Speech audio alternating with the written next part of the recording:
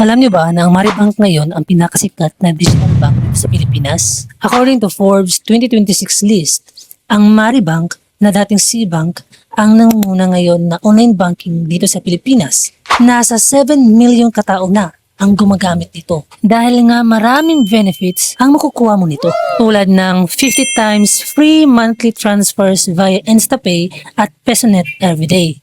Up to 10% cashback every purchase. And also you can earn daily interest earnings up to 3.75% per annual. Yes po, daily po makukuha mo ang iyong interest.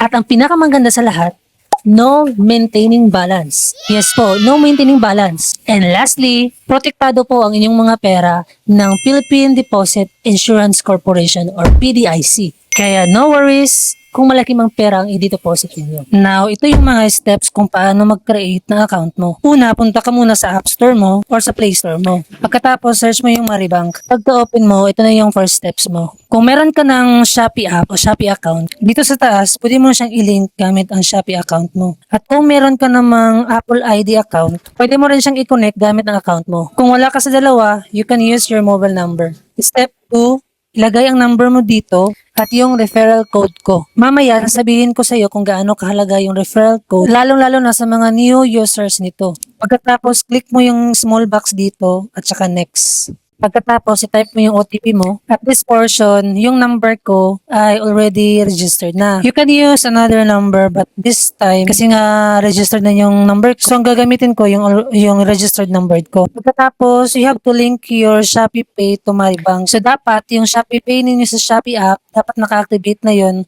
para mas madali yung paglilink nyo dito. Tapos, apply using Shopee Pay. So, at this portion, dapat talaga hindi mo makalimutan yung Shopee Pay PIN mo. Kasi nga, hindi ka makaproceed kung hindi mo alam yung PIN mo. You can reset your PIN but doon ka mismo sa Shopee app ma-change ng PIN mo. Otherwise, pwede mo siyang mapalitan using manual process. Pagka-click mo, magkakaroon ng facial verification. Then, click facial verification. Pagkatapos, pili ka lang dito kung anong valid ID yung gagamitin mo. Then, take ID photo, yung front side at saka back side. Then, please recheck all the details. Dapat kasi tama lahat yung mga information dyan at paki-fill out na din yung ibang mga information dyan. Pagkatapos, click mo yung next. Tapos, paki-check yung terms and conditions. Click next. So, if you have a lot of time, you can read all the terms and conditions before to proceed. Pagkatapos, you can create now your Maribank PIN. So, dapat yung PIN ninyo is strong PIN. Kasi madidetect ni Maribank kung yung password mo, yung PIN mo ay weak.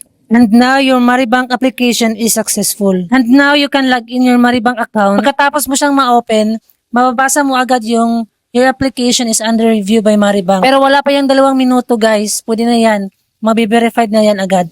Now, balikan natin yung referral code na sabi ko kanina na mahalaga na meron kang referral code. Kasi sabi dito, get rewarded when you use a referral code, deposit 1,000 pesos and hold it for 3 days. Ibig sabihin, you will get 150 pesos when you use my referral code.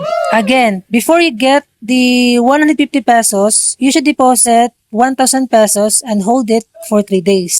So pagkatapos ng 3 araw, you will get automatically yung 150 pesos na reward mo.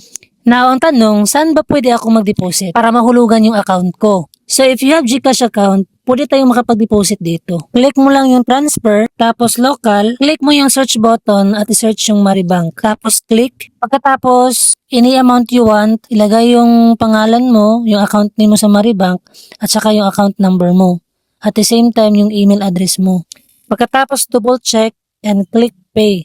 Now, if you have video account, pwede din dito. Click yung send money, tapos yung other banks and wallets, tapos select a bank and search Maribank. Then click.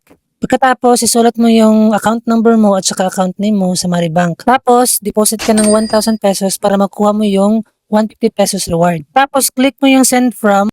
Click mo yung saving account mo o kaya current account mo kung meron man. Tapos, click mo yung send. Then, confirm. Pagkatapos punta ka sa Maribank account mo, check mo kung na-receive mo na ba yung pera. And don't forget po, 3 days pa bago mo makuha yung reward mo 150 pesos. Kaya i-hold mo muna yung deposit amount mo for 3 days. So, what are you waiting for? Create your own account now. And don't forget to share it to your friends. And also, don't forget to follow my account for more updates. Yan lang po. Ingat!